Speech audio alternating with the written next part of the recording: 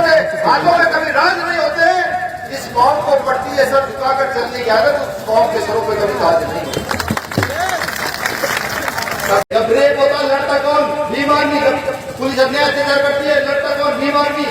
जब आरक्षण छीना जाता है तो सड़कों पर आता कौन? भीम आर्मी। जब SC/ST एक्ट को बदला जाता लड़ता कौन? भीम आर्मी।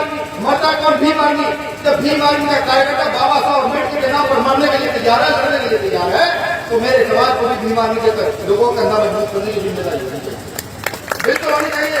वो बुजुर्ग को मानने वाले साहब काशीराम साहब के साथ चले हैं, जहाँ काशीराम साहब ने बुद्ध की बात की थी, उस बुजुर्ग को समझना पड़ेगा बुद्ध और प्रबुद्ध में कितना फर्क है। अगर आज मेरे बुजुर्ग उस बात को भूल रहे हैं तो याद करें, बिल्कुल याद करें।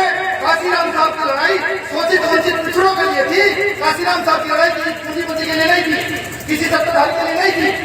और अगर आज आप भूल रहे हैं तो मुझे शर्माती है कि जिन बुजुर्गों ने इतना योगदान दिया हो, जिन्होंने मुझे जैसे व्यक्ति को खड़ा किया हो, जिन्होंने इन सब लोगों को खड़ा किया हो, और काशीराम साहब की विचारधारा के साथ छेड़छाड़ होने पर भी शांत है, चुप है। जिस विचारधारा को इतनी मुश्किल से देश प्रदेश गांव तक लेकर गए हो, जिस इंसान ने कई हजार किलोमीटर सिर्फ साइकिल से यात्रा कर दी हो, जिसके नाम से आज भी राजनेता घबराते और कांपते हो, जिसके पास एक जोड़ी कपड़े थे, एक जोड़ी चप्पल थी, और उसने इस प्रदेश में देश की सत्ता को चैलेंज किया, उससे मूवमेंट के साथ छेड़छाड़ हो रही है। आप लोग चुप है? शर्म नहीं आएगी आप लोगों को? बिल्कुल आएगी, बिल्कुल आएगी। ये संत कबीर का मूवमेंट है, ये बुद्ध का मूवमेंट है, ये बाबा साहब अम्बेडकर का मूवमेंट। इसके साथ छेड़छाड़ भीम आर्मी को बर्दाश्त करेगी। भीम आर्मी शांत थी, जब तक शांत थी, जब तक हम लोग मजबूत नहीं। आज भीम आर्मी गाँव के अंदर है, पूरे देश में किसी प्रदेश में चले जाइएगा और इसको गले में डाल लीजिएगा, इसको केरल कर्नाटक तमिलनाडु कहीं जाइएगा, इसको जब गले में डालेंगे, किसी भी रेलवे स्टेशन में पानी पिएंगे उतर करके, तो एक व्यक्ति जरूर आपके पास आएगा और आकर पूछेगा अपनी भाषा में, आप भीम आर्मी कार्यक्रम करें। यही भीम आर्मी की सबसे बड़ी जीत है। 24 राज्यों में भीम आर्मी का गठन हो चुका है। 24 राज्यों में भीम आर्मी का गठन हो चुका है कि आप ये समझ बैठे हैं कि फूले साहब अम्बेडकर की विचारधारा पर कोई राजनीति सफल नहीं हो सकती, लेकिन ऐसा नहीं। मैंने उत्तर प्रदेश के अंदर ये करके दिखाया। फूले साहब अम्बेडकर की विचारधारा पर स्थापित राजनीति मैंने वहां पर, लेकिन मुझे आज शर्म आती है कि राजनीति का जब जब व्यापारीकरण होगा, उस देश की स्थिति, उस देश की व्यवस्था छिन्न भिन्न हो जाएगी। उस देश को बचाने वाला व्यक्ति कोई करना नहीं होगा जब जब राजनीति का व्यापारीकरण। आज वही तो हो रहा है, वही हो रहा है। नेता का बेटा नेता बनेगा। हाथरस सबके याद है, याद है हाथरस? दिल्ली भी याद होगा। दिल्ली अभी कहाँ थे हम? संत कबीर नगर।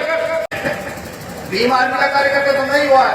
हमें समझना पड़ेगा, हमें समझना पड़ेगा कि अगर हम आज खड़े नहीं होंगे तो आने वाले समय में जिस तरीके से देश की स्थिति को तार-तार किया जा रहा है, जिस शब्द का प्रयोग बार बार हमारे साथी कर रहे थे, निजीकरण, उस निजीकरण को इसलिए देश में स्थापित किया जा रहा है कि इस देश से आरक्षण व्यवस्था को किसी भी तरीके से खत्म किया जा सके।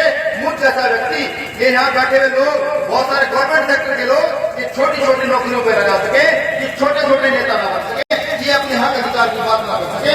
इसलिए निजीकरण का शब्द, जो निजीकरण आया है देश के अंदर, सिर्फ और सिर्फ इसका काम आरक्षण को खत्म करना, दूसरा इसका कोई काम नहीं।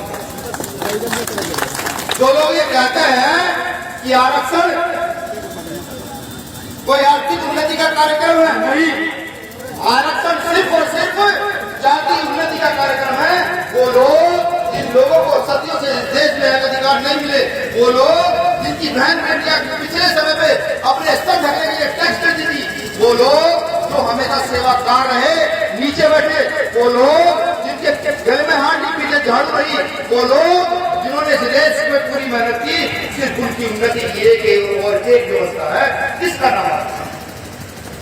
जो लोग कहते हैं कि आरक्षण के बल पर हमने देश की प्रतिभाएं हमको खत्म किया, मैं ये कहता हूँ, बिल्कुल कहता हूँ।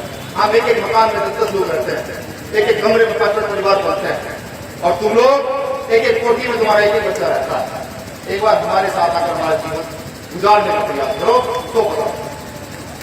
मौजूदा समय में और भीम आर्मी साफ साफ कहती है, बिल्कुल पूरे दावे से कहती है, समाज के लोगों से कहती है, यहाँ के दलितों पिछड़ों से कहती है, यहाँ के माइनॉरिटी मुसलमानों से कहती है कि अब भीम आर्मी को अपने काम की मजदूरी चाहिए, बिल्कुल चाहिए।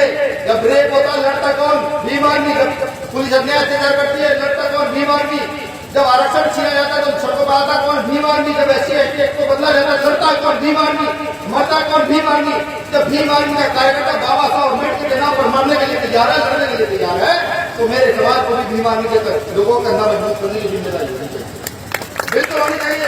वो बुजुर्ग को मानने वाले साहब काशीराम साहब के साथ चले हैं, जहाँ काशीराम साहब ने बुद्ध की बात की थी, उस बुजुर्ग को समझना पड़ेगा बुद्ध और प्रबुद्ध में कितना फर्क है।